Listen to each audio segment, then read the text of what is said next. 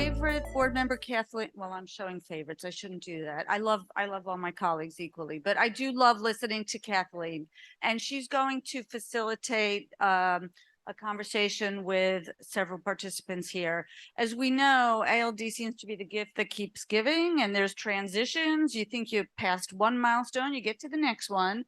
So with that in mind, Kathleen's going to talk to us about the various transitions and different phases of dealing with this gift we all have. There we go. Well, welcome. Thanks so much for the introduction, Amber. Before we get started, I just wanted to let folks know an angel donor update because I took my eye off the rolling tally because we've been doing things, and I just checked back and hold on. We are up to just under $44,000.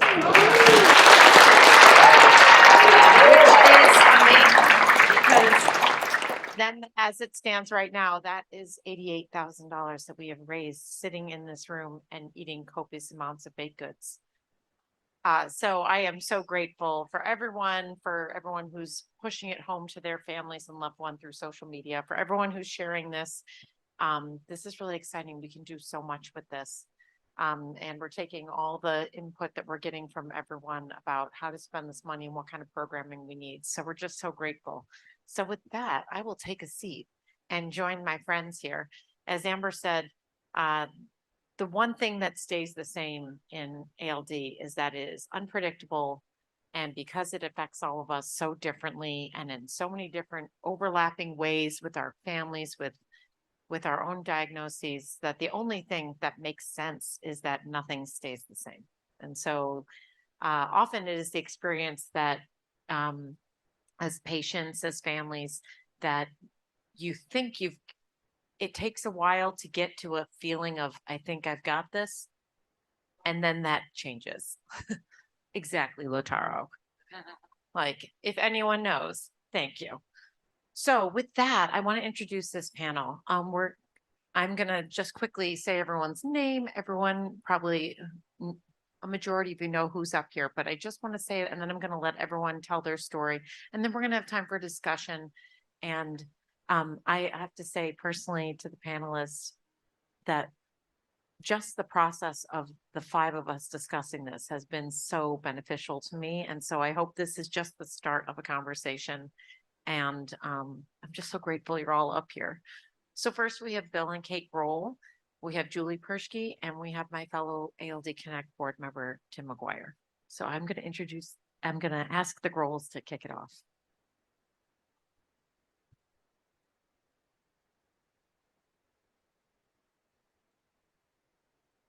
Bueller.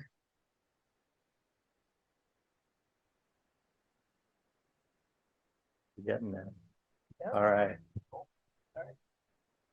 There we go. Okay. There's a speaker behind us. So Yeah. Kate's from New Jersey, so she's kind of loud.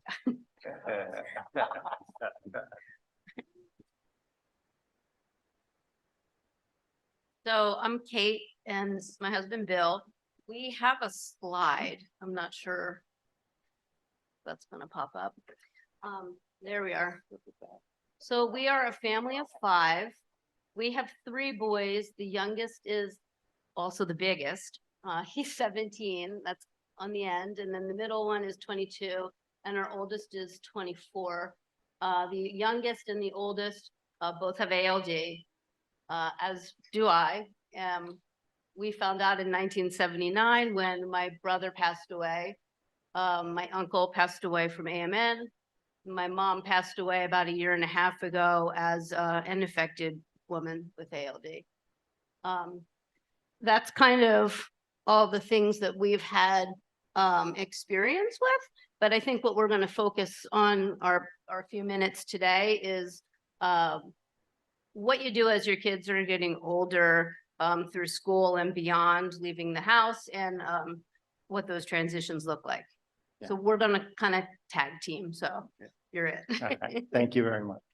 No, definitely, as Kate described, there's a little bit about our family there. And certainly when you start thinking about transitions, and kind of monitoring our boys now with our oldest. It's been, since he was born, 3 days in. So we're at 24 years of the monitoring phase.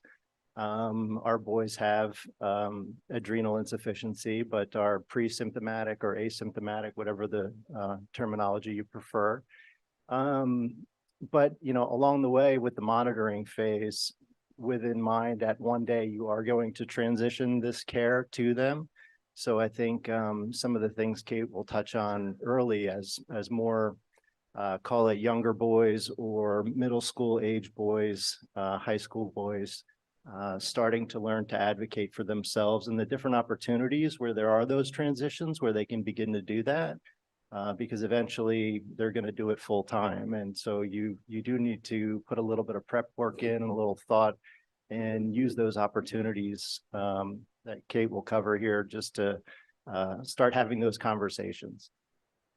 So, hello. So a lot of people, we're big recommenders of 504 plans for your kids. We think it's a good way actually is a great way for parents to have a platform to tell all the teachers and people that will be involved with your kids about them. But as we talk about transition, when our oldest was in middle school, they invited him to the 504 meeting. And right away, I got kind of nervous and said, no, he's not supposed to be here. And they said, well, we want him to be here. And that was kind of an eye opener for me, because I thought, wow, I was used to talking about ALD kind of freely, and I didn't really know if I could be as freely as with what I would want to say with him there. And then I quickly realized the teachers really didn't even want to hear from me at that point. They wanted him to be able to advocate for himself. And that was super important for me to realize as a parent. And I think it was also important for my son, because you don't really have any power over ALD, but if you have some knowledge and you're able to talk about it and advocate for yourself, I think that it starts to give them a little bit of ownership and power over it. So there was that. Let me see what else. Same thing, medical appointments. Every kid has a different personality. My one son is way more, I don't know if confidence the word I would use, but able to advocate for himself at doctor appointments. The other one was really happy to sit back and let me do all the talking. So, and I like to talk. so it was okay for me, but I had to really hold off and learn how to still go to the doctor appointments as they were getting older, but have them do more of the conversation. And I always felt that the doctors really have respected that, because nobody knows my boys better than my boys know themselves. So that was kind of good too. Same thing with carrying their own medication when they go places, knowing what their medication is, and being able to voice that to their sports, their coaches or their teachers or things like that. Nice work, Kate. So picking up from there, I think there are some other types of transitions that we've been through where things can be maybe a little bit more formal. Some of what Kate was describing are things where we're still kind of in the mix. We've got teachers and we have access to them, but with our oldest going away to college was one of the big transitions. Having some conversation with him about, you're effectively living on your own. You have some roommates who you may not know, you may know. And so how do you navigate that transition? And there's a few steps, even with the university medical staff, introducing him along the way so that, the first time they hear they have a student that has ALD, even if they are asymptomatic, is not when he rushes in for some kind of an issue. So there was some transition work there where our oldest was kind of in the lead, having to talk to the university doctor. We were very fortunate where he was gracious enough to, here's my private card. Don't go see anybody else. If you have the flu or a cold or anything, you want to come in, you work with me only, which was very nice. So we had a great experience there, but There's also things that are a little bit more tricky, I think, for young men, especially as you think about how they interact with their buddies and you know, having to encourage our son to advocate for himself a little bit with even a friend. Hey, we're roommates. I take this medication. I take some cortisone. There may be some signs that, you know, you could look for, or if you see me acting a little abnormal than what you know, you know, just so that there was some awareness and he could communicate that properly to a college roommate. You know, that was always one of the fears for us was, you know, we would sit there and say, you know, well, I think he's in his room doing whatever. We haven't heard from him for 3 or 4 or 5 days. And you know, we hope everything's okay. And if there's a roommate or somebody there, he's, you know, not of the age to have a spouse or a significant other that, you know, would be there with him once he was transitioning kind of out of the house. And I think that's kind of persisted too, you know, officially being out of the house on your own with an apartment and kind of going through that same transition again. With medical care and just local doctors. Well, also for college stuff, we made sure that we got Connor's permission. You sign a form so that if anything happens at the health center, that they're allowed to speak with you. Also, we got medical power of attorney so that if anything happened and they ended up in a hospital, that they would be able to communicate with us, because if you don't have those things, you're not necessarily given any information. And that's a scary thing for any parent of any child, let alone a child that has a medical condition. But yeah, our oldest son is now started his life and his career in a different part of the country than where we live. So it's been interesting having us back off even further. I'd like to say it was complete, but I do nag. Yeah. So, Yeah. but yeah, so just trying to have him figure out like your doctors and, you know, taking care of all of your appointments and things like that, navigating insurance. They're all sort of new things, and you don't realize how much you do for them. So the more you let them take ownership earlier on, little by little, it's, you know, small bites are better than No, definitely. And that doesn't mean that everything goes smoothly. I mean, when we were thinking about transitions, I guess from a parent perspective, it's between us and our boys, we want to cover 100% of everything. And, you know, we kind of start out with 100% and they basically have, you know, 0, but along the way, we kind of move them along the curve. And, you know, we had an issue, I wouldn't call it an issue, but just a quick example. My oldest and I, we were visiting his grandparents, and we left his apartment, was a couple hours away from grandparents. I saw the bottle of cortisone on his desk, didn't say anything. He's responsible. And we get to mom and granddad's house, and hey, I don't have my cortisone.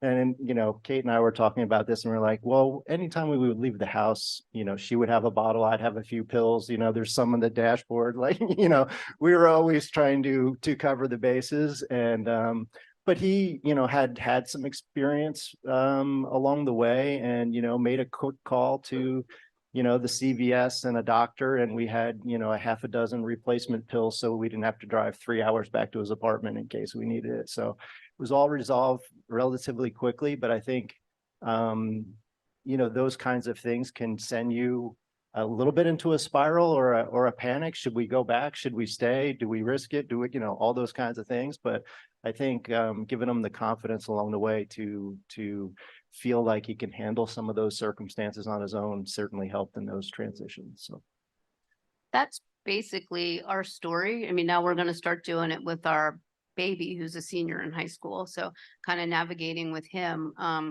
It's just really interesting as a parent. Everybody's parents here, so you understand how your roles, or most people are parents, but how your roles kind of continually change. And now we still accompany our son to some of his medical appointments, but he doesn't have a significant other right now. So We do it kind of more as a supporter role than a parenting role. Understanding that if he ends up having someone else in his life, we'll even have to take kind of a further step back. But it all is good, it all means that things are going well. So. Yep, so no longer flying the helicopter, I guess, Kathleen, but Kate will not sell the helicopter in case she needs a diver. So Maybe we can touch down. that's right. Well, thank you guys so much. Thanks for Julie. I'm having us. gonna let you have an opportunity. I do have a slide. Tim's got slides. Hi, sorry, a little loud. I'm Julie Purschke, and I have a lot in common with Kathleen and the Groels in that my son is about the same age as your son, right? And freshman in college. Yep. And so we do have a lot in common, but my son did go through transplant. So that is a big, huge difference and a huge transition. ALD has been a part of my life for as long as I can remember. My dad had AMN, and so we needed to have my son tested when he was born. So the first huge transition then came was that news that we received within, at that time, it took 2 weeks before we got the phone call that he did test positive for ALD. One of the most devastating days of our lives, to finding out that news. I'll never forget my husband's reaction. But we knew to enroll him quickly in the Lorenzo's oil study.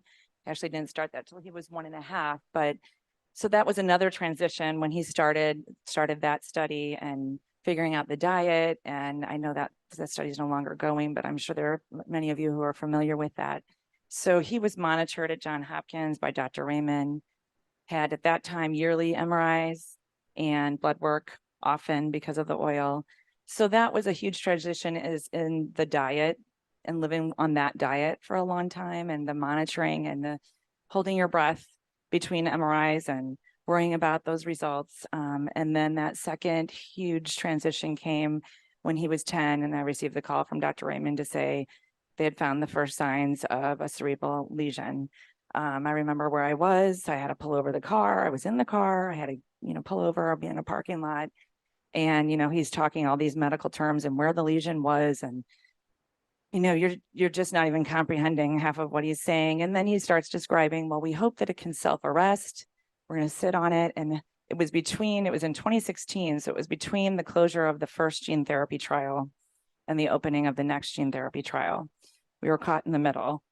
And they really were hoping that it would self-arrest and that we could wait for the opening of the second gene therapy trial. And that was Dr. Raymond's hope. And that also was the time, I don't know if Dr. Raymond was already at Minnesota or when he transferred to Minnesota. So our care transferred to the wonderful team at University of Minnesota. And we decided, they were watching him every 3 months, hoping for the gene therapy trial to open. And we went up to Minnesota, and the second or the third, I guess, big transition was telling Nicholas that he was most likely heading to transplant. And he was 10. I'm a crier like Aaron. He was 10 and in 5th grade. And his classmates knew, we were at a small private school, and his classmates knew he was on a diet and he couldn't have French fries. He never had a McDonald's French fry, never had a McDonald's hamburger because of the Lorenzo's oil diet. But they didn't know what ALD was. How does a 5th grader know what that is? So one thing I wanted to share was when, and I kind of got ahead of myself. How do we break the news to Nicholas that he had to go to transplant? We actually had Dr. Groel Miller at the university help us with breaking that news to him, because we had tried to keep his life as normal as possible, which I'm sure most of you newborn screen parents are feeling that you want to keep your boy's life as normal as possible. Let them do the sports, let them do all the things. And, when is the time to tell them they have ALD? Well, Nicholas at least knew he had ALD, but to go to transplant is another whole ball game. And to break that, my life is no longer normal, is really, really hard. And it was very difficult for my husband, especially. And the fact that he was healthy and he was able to do all of these things. And now we were going to put him through this grueling transplant journey where he would become sick from the chemo in order to stay healthy. And that, I think, is one of the hardest parts of as a transplant parent, is putting them through something so grueling, knowing that this is the only choice you have in order for them to stay healthy. So that was hard to explain to him, you know, a 10-year-old, why we have to do this and why you have to become sick in order to basically get better. So the second thing was, I was starting to say earlier, is how does he explain this to his classmates? And he really struggled with that. How do I tell my classmates that I'm going to be gone pretty much for the whole of 6th grade next school year, and why?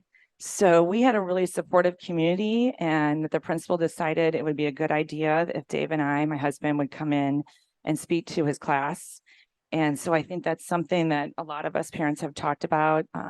If you're okay with it, to be transparent with your children's friends and classmates as much as you feel comfortable with, because I think education is power. Education leads to understanding. Education leads to empathy. And when we went in, we just talked with the kids, and we invited the parents. And then the parents wanted to know, well, how can we help? What can we do to support your family through this awful time? And it was really helpful for Nicholas. He was able to feel more comfortable around his classmates with now them knowing what he was facing. Because it was the end of 5th grade year. We were going into the summertime, heading back to Minneapolis.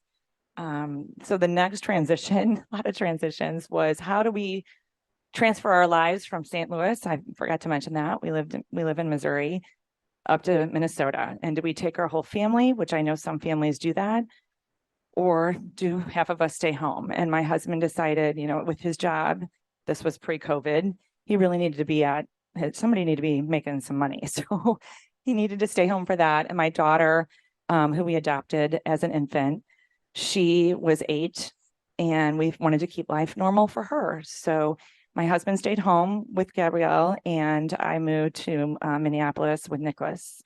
And it was a tough transition, but we decided it was what was best for our family. It's not best for all families. We had a lot of friends donate miles to, plane travel miles. So my husband could come up almost every weekend. And then he usually brought our Gabrielle with him as often as he could, unless she had things that she wanted to stay home for.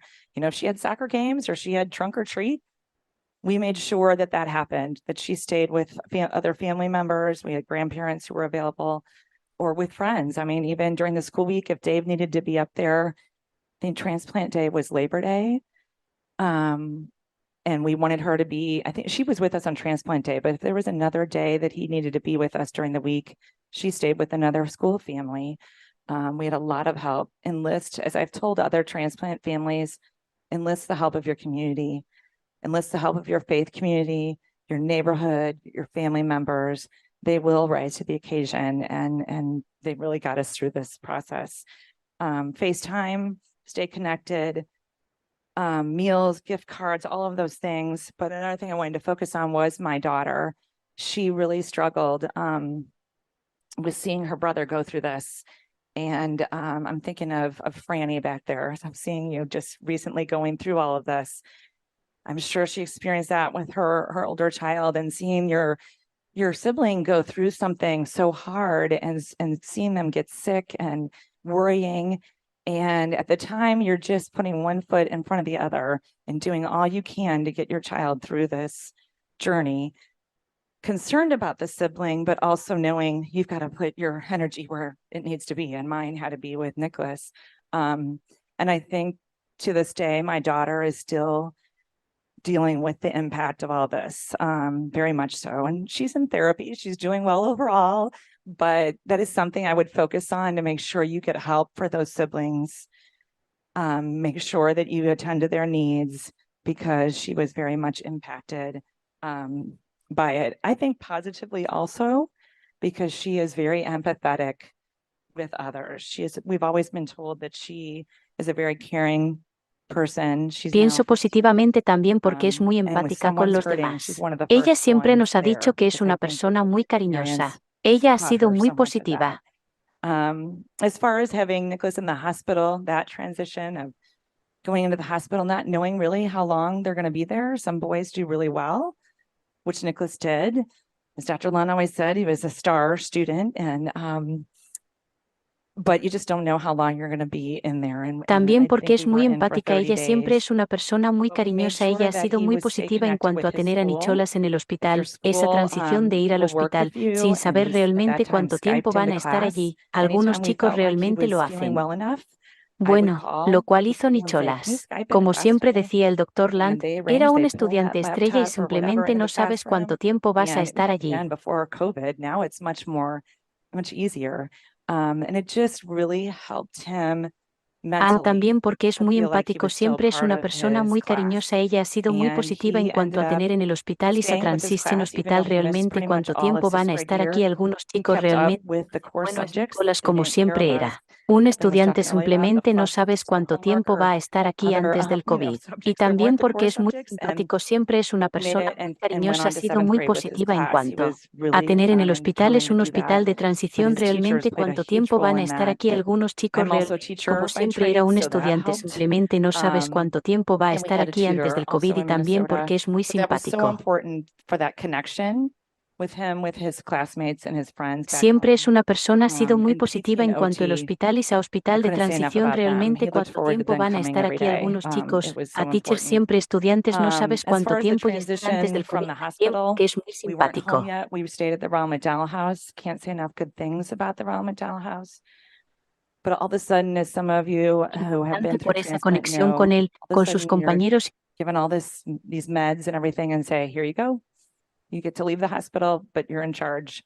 And from now on, you need to flush the lines. You need to do the dressing changes.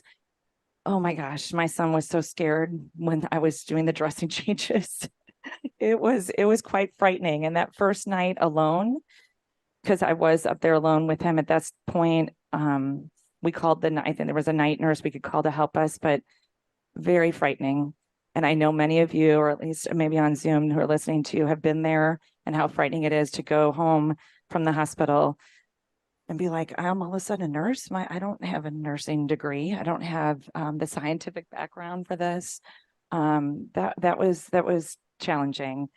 And your role as a caregiver and a mom completely changes, because now you're not just mom, you're not just caregiver, you're a nurse, you're their therapist, you're their friend, because their friends aren't there. You're their teacher, which I did okay with that one. But you have multiple roles on top of your usual roles. And I know with him, he experienced anger.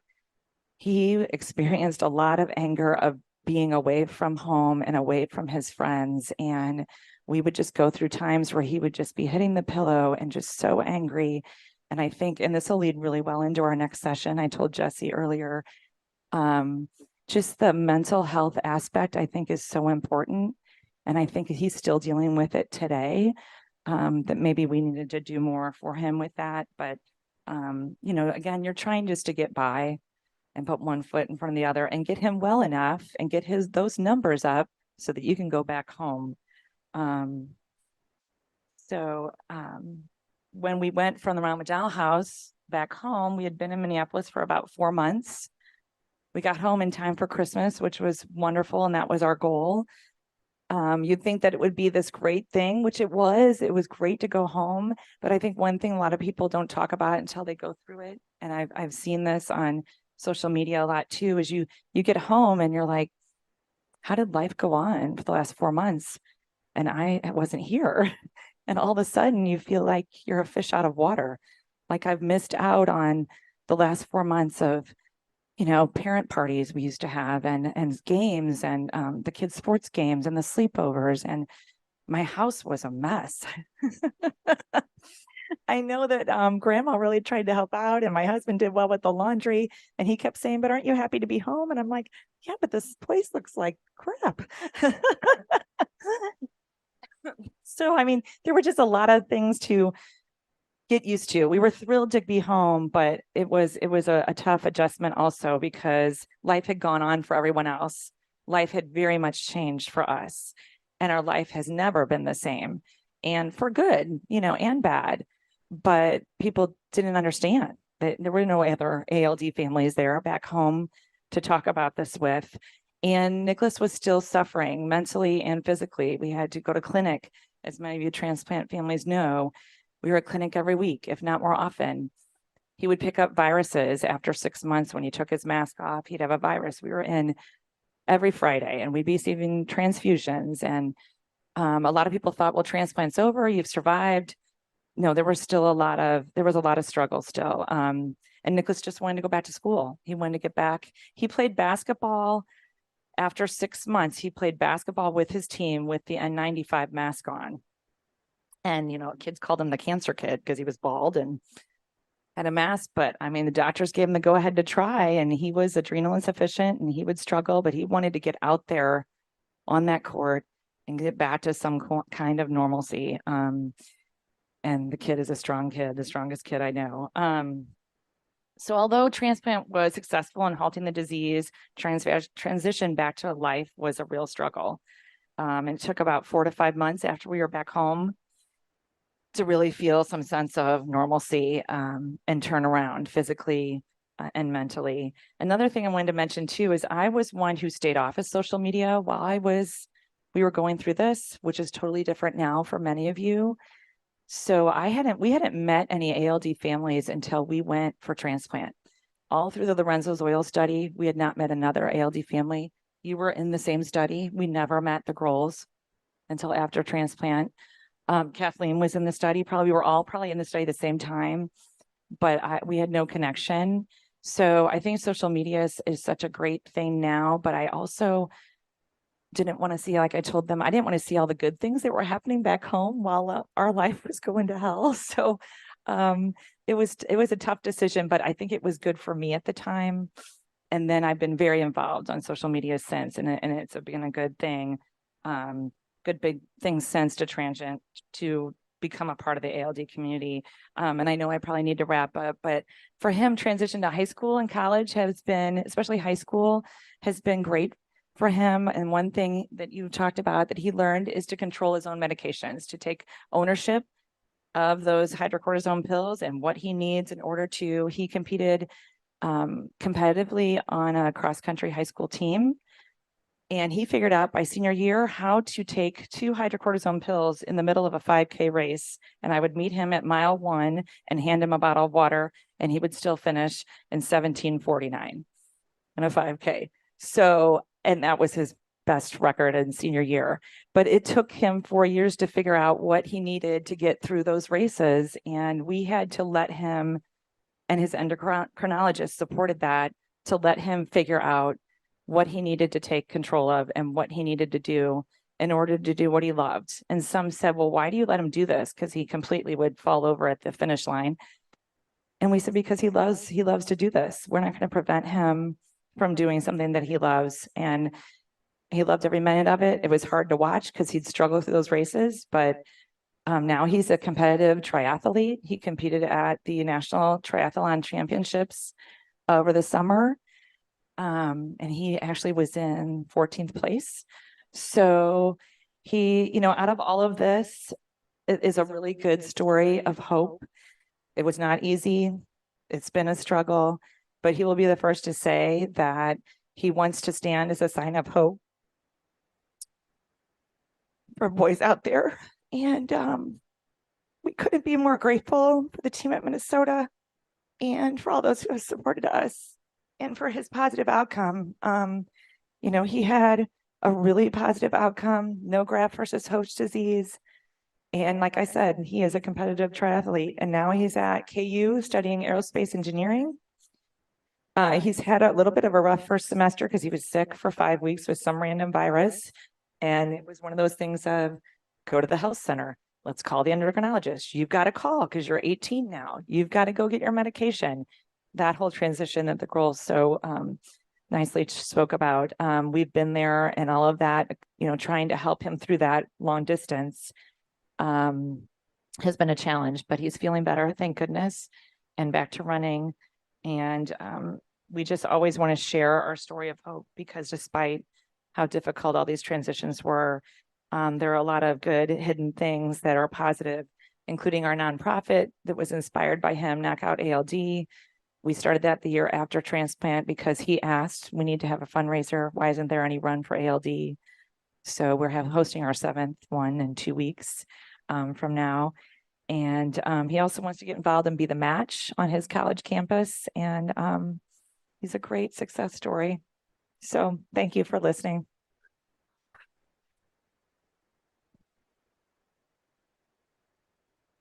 Okay, Why it's so long. yes. 20 years ago, my wife and I had our fourth child, a boy, after 3 girls. It was an exciting time in our life. In addition to being a busy professional and dedicated husband and father, I was also an avid athlete. So here's a picture. Got to back up here. Here's a picture of my friends and I on our annual boys ski trip to a destination out west. This is Aspen, Colorado. Given our competitive natures, we weren't ones to take on the bunny slopes. We took the first lift to the top of the mountain to tackle that Black Diamond mogul run. But this year, the year I turned 37, I found that I was unable to make that cut in the snow that used to come very naturally to me. In fact, I lost my balance. I wiped out, even struggled to make it down the hill in one piece. I can remember my friends yelling to me, "Hey, Tim, what's wrong?" And to my frustration, I couldn't answer them. I simply didn't know. I had the same frustration playing tennis with my wife, a sport that came very naturally to me. I felt like I was wearing cement sneakers. I tripped making that familiar dash to the net, and I fell returning a simple shot. I started wondering if there were more to these issues until, because my competitive spirit was bruised and I feel like I was a bit out of sorts. And I was wondering, when people started commenting about my abnormal gait, obviously I started to search for answers. I met with many doctors until I went to Kennedy Krieger, and they diagnosed me with AMN. And my only context to this disease was my cousin Jimmy, who suffered severely from it. He had adrenal, he had brain, cerebral disease, and he suffered severely from it and dying before the age of 20. So I was terrified. I was heartbroken. I felt hopeless. I thought, is this going to be my trajectory too? What was going to happen to my wife and my kids?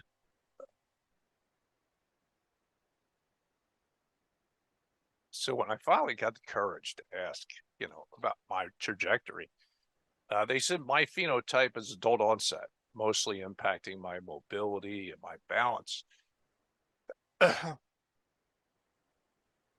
They said, you're likely going to be in a wheelchair by the age of 50.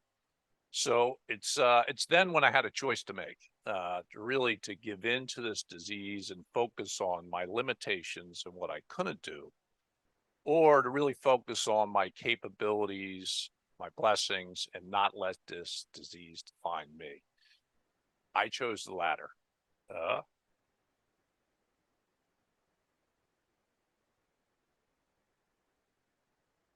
And the outcome, in many ways, this disease has been somewhat of a blessing instead of a curse. It's helped me become more resilient. It's helped me become a better leader, a better husband, a better father. And my motto in life is adapt, adjust, and move on. And I think all of us can do that too.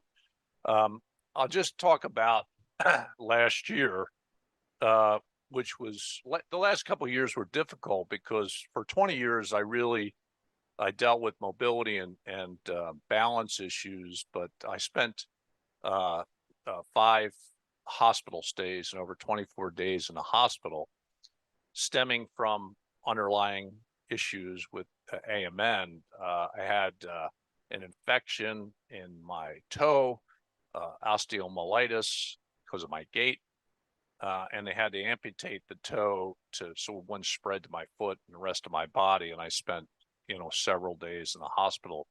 I also broke my hip with a fall and had hip replacement, broke my foot, and had other stays in the hospital. But probably one of the most significant was one day I just couldn't, I wasn't feeling right. Felt like my body was shutting down. I couldn't get out of bed, and they had to bring an ambulance to the house to get me to the hospital. And I knew this was, something I had never seen before. And here, when I arrived at the hospital and they did tests, I had an adrenal crisis. So, what I really faced at those 4 days in the hospital were some life-threatening issues, including my heart rate dropping to extremely low levels. In fact, one night there was a nurse stationed outside of my door with a defibrillator to help shock my heart back into rhythm in case I were to drop to too low a level. So I have to say that it put a lot of things in perspective. I will tell you, for the first time in my life, I faced death, and I started to think, family going to be okay? Do I have my financial house in order, enough insurance? And I was comforting. I'm a financial advisor. I was comforted that I had done enough planning on my own. So what I realized, a couple lessons. It's easy to be grateful when times are good, but it's difficult to be grateful when times are bad. I also learned that, we think about happiness bringing gratitude, and it's actually the reverse. It's gratitude that brings us happiness. And I learned some ways to embrace gratitude to people that took care of me, for my healthcare professionals. Dr. Fatimi, is he here? Is he in the back? He had to leave. He was amazing. 3 o'clock in the morning, helping me through this. For my family, my faith, my friends, and in particular my wife. She's my rock. And for all the caregivers here, you're the shoulder to lean on. Thank you.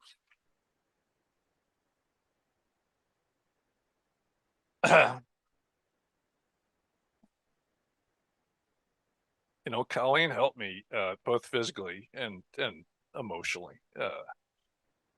But I have to say, I did adopt a gratitude for little things, like a lunch instead of a hospital meal. That really a friendly conversation with a friend that actually not only helped me mentally, but physically. My heart rate went up with laughing with one of my friends on the phone.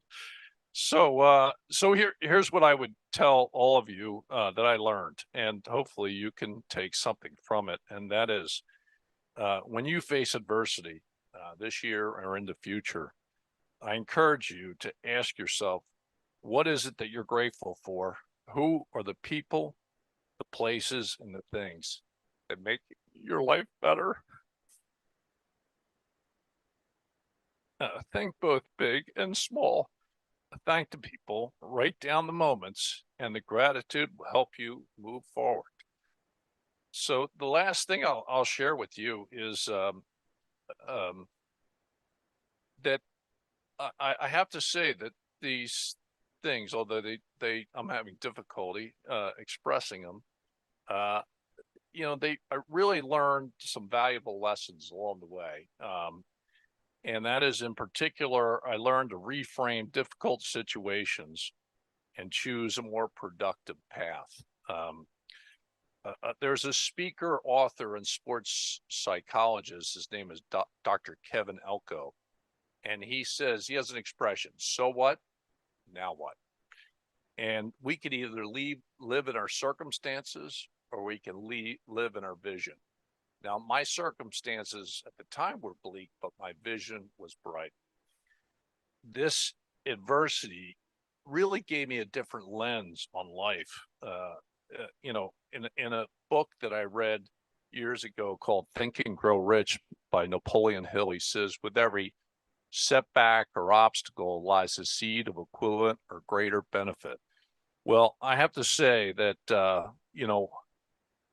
now I have this opinion that every time something bad happens, I look around the corner and say, what good things are happening what are ahead for me. So as you know, my recommendation is that as you enter the year and the future, you know, think about all you have to be grateful for. I encourage you to embrace gratitude because it certainly helped me at some difficult times. So thank you.